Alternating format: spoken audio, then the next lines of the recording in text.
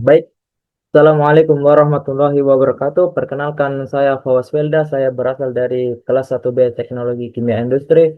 Eh, saya akan menjelaskan tentang pengolahan air limbah. Nah, adapun yang pertama yang akan saya jelaskan yaitu hierarki pengolahan limbah cair. Nah, hierarki ini adalah suatu tingkatan. Nah, di mana dalam pengolahan limbah cair dilakukan secara bertahap untuk menghilangkan pencemar dari yang paling kasar hingga mikroorganisme. Nah, secara umum ini terdiri dari 4 tahap utama dan adapun tahap yang pertama ini adalah pra pengolahan atau pretreatment. Nah, pada tahap awal ini untuk memisahkan benda kasar dan material yang dapat mengganggu proses selanjutnya. Nah, adapun dalam tahap pra pengolahan ini terdiri dari beberapa proses, yaitu penyaringan screening, grit removal, oil and grease removal, dan equalization. Nah, adapun bisa dilihat pada ilustrasi gambar di samping, di mana uh, pada proses penyaringan adalah proses pemisahan benda-benda kasar dari aliran limbah menggunakan screen atau saringan logam.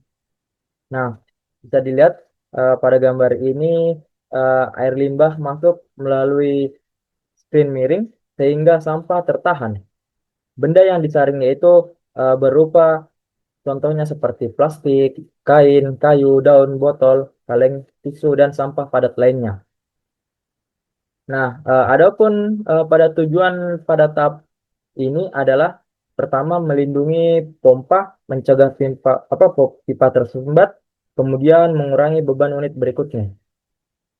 Nah, selanjutnya yaitu grid removal atau bisa disebut grid chamber. Nah, grid chamber ini adalah bak untuk mengendapkan material berat anorganik. Nah, adapun material yang dipisahkan seperti pasir, kerikil, pecahan kaca, dan lain-lain. Nah, adapun cara kerjanya ini, air limbah yang masuk dalam ini diperlambat kecepatannya sehingga partikel berat turun ke dasar. Sementara bahan organik ringan tetap ikut alirannya. Nah, adapun pada eh, proses grid removal ini menggunakan prinsip menggunakan gaya gravitasi dan beda densitasnya. Nah, adapun pada grid removal ini, pada gambar ini, yaitu jenisnya itu adalah horizontal flow, yang dimana air limbah mengalir secara lurus dari inlet ini, maksudnya kemudian ke outlet dengan kecepatan tertentu dan partikel berat seperti pasir akan mengendap ke dasar. Nah, adapun untuk tujuan proses ini yaitu melindungi pompa dan pipa dari abrasi serta mencegah penumpukan pasir di bak lainnya. Nah, selanjutnya adalah proses oil and grease removal atau penghilang minyak dan lemak. Nah, adapun sumber minyak dan lemak ini bisa berasal dari seperti restoran, hotel, industri makanan, dan lain-lain. Nah, adapun pada cara kerja ini adalah ketika limbah masuk dalam ini, eh, karena minyak dan lemak densitasnya lebih kecil dari air, maka minyaknya akan naik ke permukaan, kemudian diambil menggunakan alat skimmer ini, yaitu alat pengambil lapisan minyak atau lemak yang mengapung di permukaan. Dan kemudian di sini ada alat seperti scraper, yaitu alat penggerak mekanis yang bergerak di dalam bak yang berfungsi untuk mengumpulkan lumpur di dasar bak dan mengumpulkan buih minyak di permukaan. Nah, kemudian pada proses ini menggunakan metode DAF atau Dissolved Air Flotation. Nah, yaitu merupakan metode flotasi menggunakan gelembung udara mikro untuk mengangkut minyak, lemak, dan partikel halus ke permukaan. Nah, adapun untuk tujuan proses oil and grease removal ini yaitu mencegah lapisan minyak di bak biologis, lalu mengurangi bau, dan juga menjaga efisiensi aerasi. Nah, selanjutnya pada proses yang terakhir yaitu equalization. Nah, di mana pada bak ini ya, bak penampung ini untuk menstabilkan debit dan juga konsentrasi limbahnya.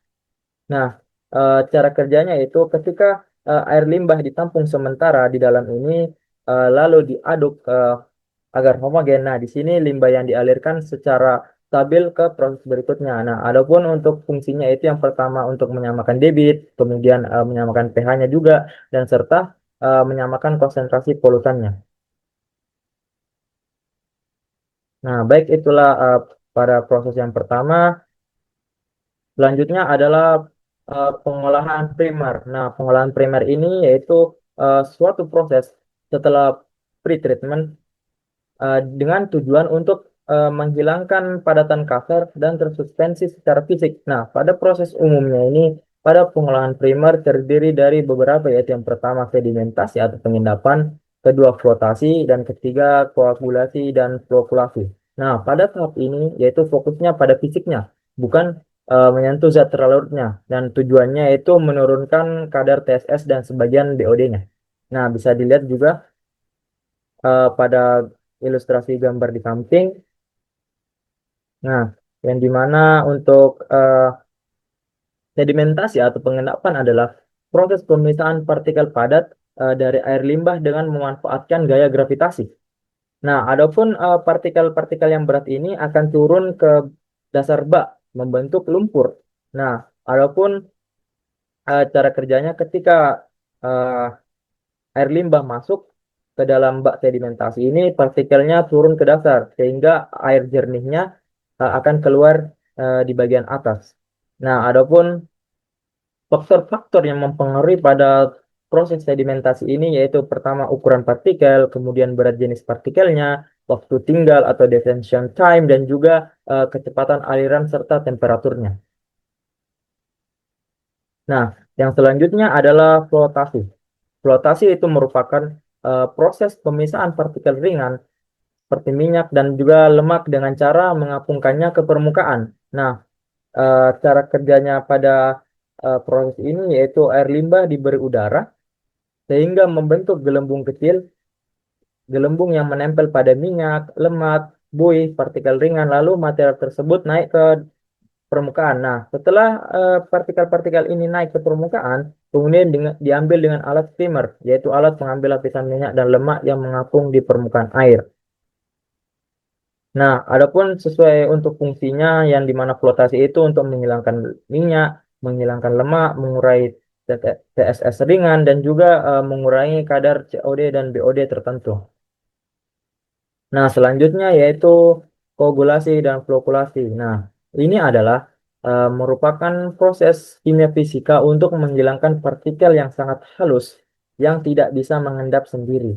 Nah, adapun untuk koagulasi itu merupakan penambah bahan kimia atau koagulan untuk menetralkan muatan partikel koloid. Nah, partikel-partikel halus ini biasanya saling tolak-menolak sehingga tetap melayang di air.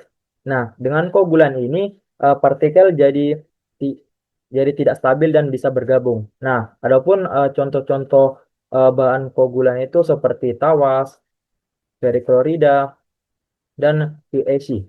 Nah, adapun cara kerjanya ini, koagulan ini dimasukkan ke dalam bak dengan cepat dengan diaduk selama beberapa menit. Nah, adapun untuk flokulasi ini yaitu proses pengadukan lambat setelah koagulasi agar partikel-partikelnya bergabung membentuk vlog besar. Nah, vlog ini yang mudah mengendap. Nah, itulah tahap kedua yaitu pengolahan primer. Selanjutnya adalah tahap pengolahan sekunder. Nah, pada tahap pengolahan sekunder ini yaitu bagian terpenting dari IPAL ini memanfaatkan eh, kelompok mikroorganisme guna mengurai bahan organik yang larut dalam air. Nah, adapun beberapa prosesnya yaitu seperti reaktor anaerobik, activated sludge, yaitu lumpur aktif, kemudian membran, bioreaktor. Nah, tujuannya ini yaitu untuk menurunkan BOD dan COD. Nah, bisa dilihat juga pada gambar di samping ini. Ini adalah ilustrasinya untuk reaktor aerobik, di mana reaktor anaerobik ini merupakan sistem biologis yang bekerja tanpa oksigen bebas. Kemudian mikroorganisme anaerob menguraikan senyawa-senyawa organik menjadi gas dan lumpur stabil. Nah, bisa dilihat pada gambar ini yaitu tangki tertutup dengan aliran masuk dan gas juga keluar dari atas nih, dan lumpur yang mengendap di dasar.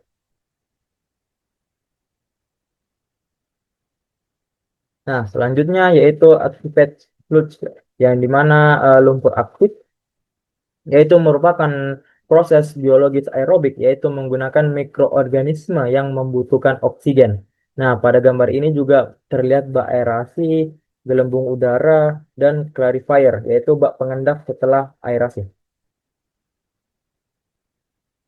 Nah, adapun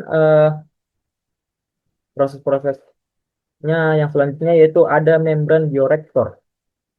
Nah, membran bioreaktor ini atau biasa dikatakan MBR merupakan teknologi pengolahan limbah cair yang menggabungkan proses biologis seperti lumpur aktif dan juga filtrasi membran untuk menghasilkan air olahan yang sangat bersih. Nah, jadi MBR ini adalah kombinasi pada proses biologis lumpur aktif dan juga penyaringan membran.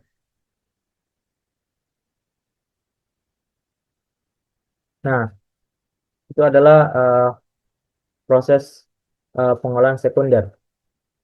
Selanjutnya adalah proses pengolahan tersian atau extends, lebih ke selanjutnya. Nah, pada tahap lanjutan ini, limbah cair diolah hingga memenuhi standar yang aman untuk dibuang atau digunakan kembali. Jadi, pada proses ini itu adalah untuk menghilangkan nutrien seperti nitrogen dan fosfor, kemudian logam berat, dan juga zat kimia berbahaya. Nah, bisa dilihat pada gambar pada tahap tersier ini ada beberapa proses. Proses selanjutnya seperti yang pertama adalah desinfeksi. Nah, desinfeksi ini adalah proses membunuh atau menonaktifkan mikroorganisme patogen seperti bakteri, virus, dan protozoa. Nah, biasanya ini kan dilakukan pada tahap akhir. Nah, adapun bisa menggunakan klorinisasi dan juga ozonisasi. Nah, di mana pada klorinisasi ini menggunakan seperti gas klorin atau natrium hipoklorit dan juga bisa menggunakan kaporit. Nah, dan juga untuk ozon ini menggunakan gas ozon atau O3. Nah, jadi hmm, ketika bercampur senyawa tersebut ke dalam tangki ini akan merusak dinding-dinding sel mikrobanya. Nah, sehingga lumpurnya dapat keluar melalui sini.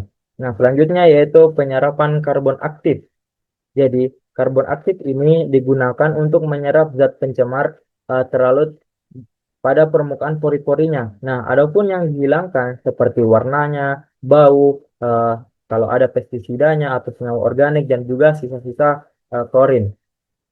Jadi, cara kerjanya adalah air melewati kolom karbon aktif, zat pencemarnya menempel pada pori karbon. Nah, dan kemudian aliran yang bersihnya akan lanjut ke pipa selanjutnya. Nah, kemudian adapun proses selanjutnya yang lainnya yaitu seperti ion exchange. Nah, yang merupakan proses pertukaran ion dalam air dengan ion lain menggunakan resin khusus. Jadi, cara kerjanya ini air limbah mengalir melalui resin, kemudian ion pencemarnya tertukar dengan ion yang dari resin ini, sehingga dapat menurunkan kadar-kadar eh, ion-ionnya.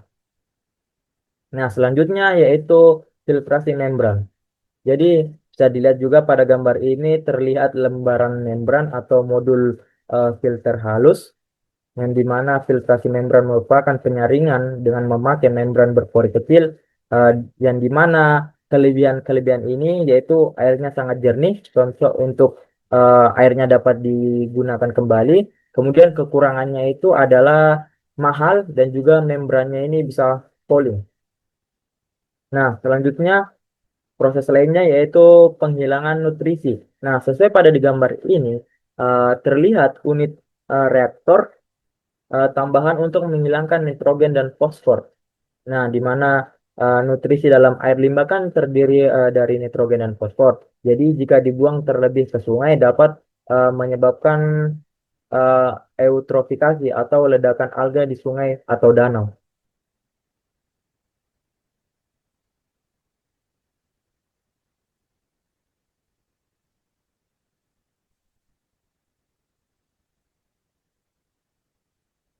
Nah, baik.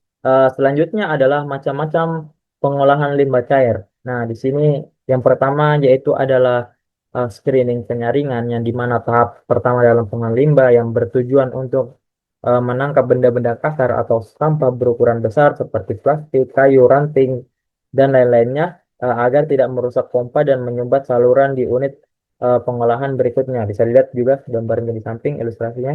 Kemudian yang kedua adalah bak penangkap pasir atau grid chamber. Jadi setelah penyaringan ini air dialirkan ke grid chamber. Jadi unit ini berfungsi untuk mengendapkan partikel-partikel anorganik yang berat dan kasar seperti pasir, kerikil, dan pecahan kaca. Nah, yang ketiga yaitu equalization, yaitu bak yang berfungsi sebagai penyeimbang limbah cair atau dari industri atau domestik, seringkali ini memiliki debit dan konsentrasi polutan yang fluktuatif, yaitu berubah-ubah tiap jam. Jadi tujuannya itu untuk menstabilkan aliran dan juga menyamakan konsentrasi polutannya. Nah, selanjutnya sedimentation, yaitu proses pemisahan padatan dan cairan dengan memanfaatkan gaya gravitasi. Nah, pada tahap ini partikel tersuspensi yang lebih berat dari air akan mengendap ke dasar bak membentuk lumpur. Nah, adapun faktor yang mempengaruhi yaitu ukuran partikel, massa jenis, dan kecepatan alirannya. Nah, selanjutnya flotation, yaitu berbeda dengan sedimentasi yang mengendapkan partikel ke bawah. Nah, adapun flotation ini digunakan untuk memisahkan material atau apa partikel yang berat jenisnya lebih ringan dari air. Nah, biasanya digunakan untuk minyak, lemak, dan partikel ringan lainnya. Nah, selanjutnya adalah filtrasi. Yang ini merupakan proses penyaringan menggunakan media seperti pasir, kerikil, karbon aktif yang bertujuan untuk menghilangkan partikel halus dan memperbaiki kejernihan air.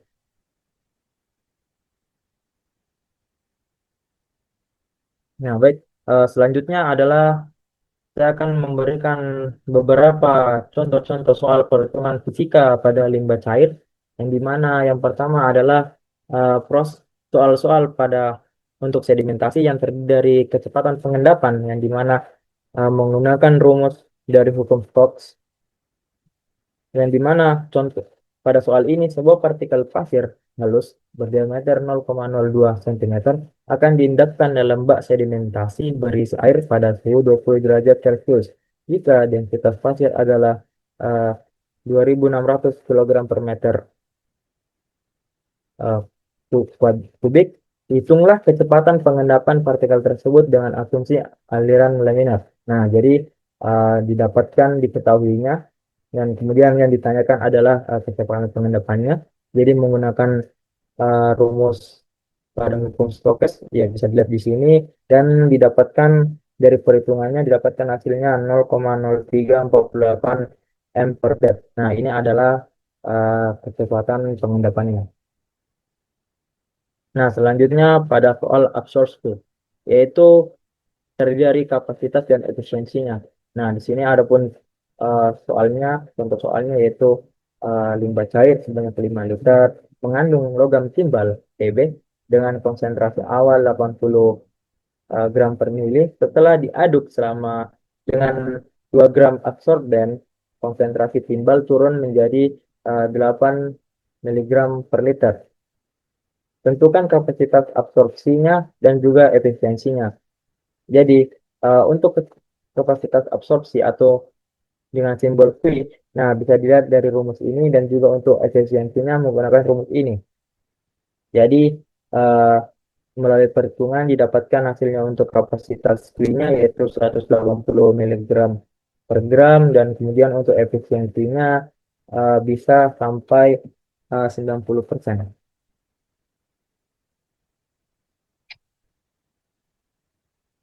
Nah, selanjutnya pada soal filtrasi membran yang untuk flux dan rejeksi, yaitu sebuah unit membran dengan luas permukaan 0,1 meter kuadrat digunakan untuk menyaring. air limbah selama 2 jam. Nah, volume air jernih ini atau permeat yang dihasilkan adalah 30 liter. Jika kadar padatan terlarut atau TDS air baku adalah 1000 eh, miligram per liter dan pada permeat menjadi 50 miligram per liter, hitung flux dan rejeksinya. Jadi yang ditanyakan adalah flux dan rejeksinya. Dengan untuk fluxnya menggunakan rumus G sama dengan V per A kali T, kemudian R-nya bisa dilihat pada rumus ini. Dan didapatkan untuk fluxnya yaitu adalah 150 L per M kuadrat kali jam. Nah, untuk rejeksinya adalah bisa dilihat 95%. Nah, selanjutnya saya akan menjelaskan studi kasus yang dari jurnal yang saya review, yaitu yang berjudul Proses Desinfeksi pada Pengolahan Air Limbah Domestik Menjadi Bersih sebagai Air Baku Air Minum. Yang di mana pada jurnal ini penulisnya yaitu Reni Ratmawati dan Sugito. Nah, adapun pada permasalahan penelitian pada jurnal ini, masalah utamanya yang diangkat yaitu air limbah domestik masih mengandung mikroorganisme patogen seperti eh, E. coli dan juga terdapat polutan kimia. Selanjutnya, kualitas air belum memenuhi baku mutu air bersih atau air minum. Nah, lalu kebutuhan air bersihnya meningkat sementara sumber airnya semakin tercemar.